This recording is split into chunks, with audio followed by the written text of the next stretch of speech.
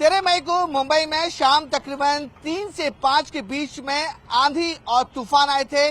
तकरीबन 80 से 70 किलोमीटर प्रति घंटे की रफ्तार से हवाएं चल रही थी और इन तेज हवाओं में मुंबई शहर में अलग अलग जगह पर घटनाएं हुई हैं, लेकिन सबसे बड़ी घटना अगर कहीं घटी है तो वो है मुंबई के छेड़ा नगर में। इस समय हम छेड़ा नगर इलाके पे मौजूद है और आप साफ तौर पे देख सकते हैं कि जब आंधी तूफान आ रहा था तो एक बड़ी सी होर्डिंग वो सीधे एक पेट्रोल पंप पर गिरती है और आप अंदाजा लगाइए कि जो होर्डिंग है वो कितनी बड़ी थी।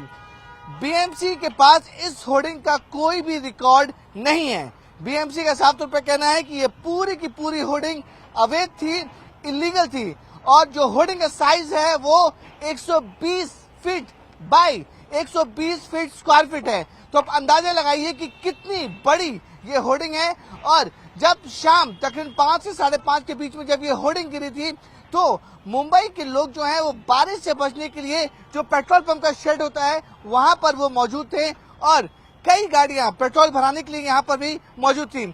उसी समय ये पूरा का पूरा जो इलीगल होर्डिंग है वो गिर जाता है और साफ तौर पे देख सकते हैं कि जो लोहे का भारी भरकम होर्डिंग है वो किस कदर जब गिरता है तो गाड़ियां चकनाचूर हो जाती हैं। अगर मैं अपने कैमरे कल्पेश लूंगा आप देख सकते हैं कि कई 4 व्हीलर गाड़ियां हैं, 2 व्हीलर हैं, ऑटो रिक्शाज हैं, टैक्सीज हैं, वो सारे के सारे जो गाड़ी हैं वो पूरी तरह से दब चुकी हैं। जो लोग इसके अंदर मौजूद थे वो पूरी तरह से घायल हो चुके हैं।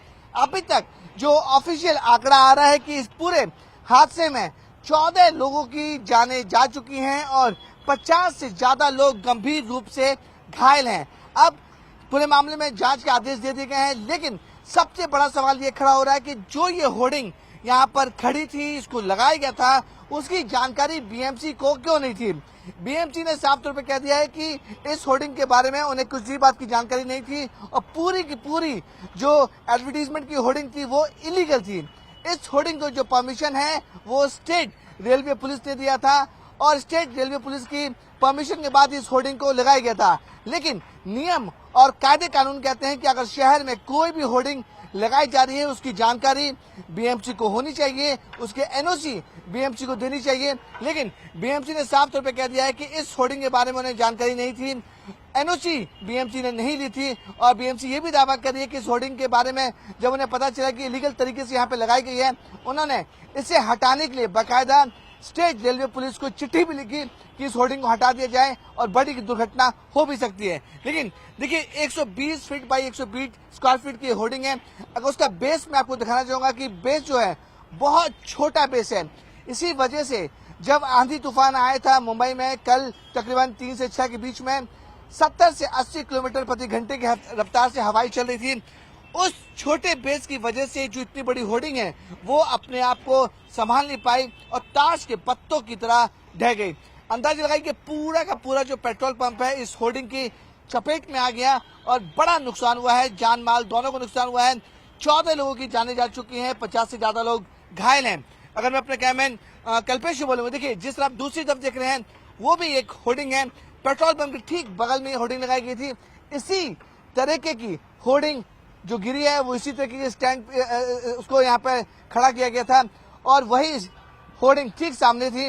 वो होर्डिंग जो है पेट्रोल पंप पे गिर गई है। अब इस पूरे मामले में जांच के आदेश दे दिए गए हैं। आरोप प्रत्यारोप का दौर शुरू हो चुका है।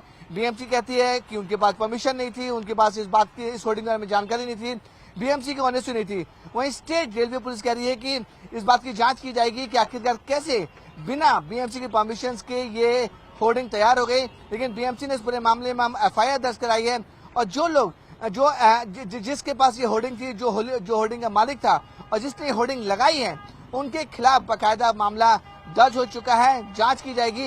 ये बड़ी लापरवाही सामने आई है कि एक मुंबई जैसे बड़े शहर में इलीगल होर्डिंग लग जाती है, होर्डिंग गिर जाती है, 14 लोग की मौत हो जाती है और उस होर्डिंग की जानकारी बीएमसी को बिल्कुल भी नहीं थी।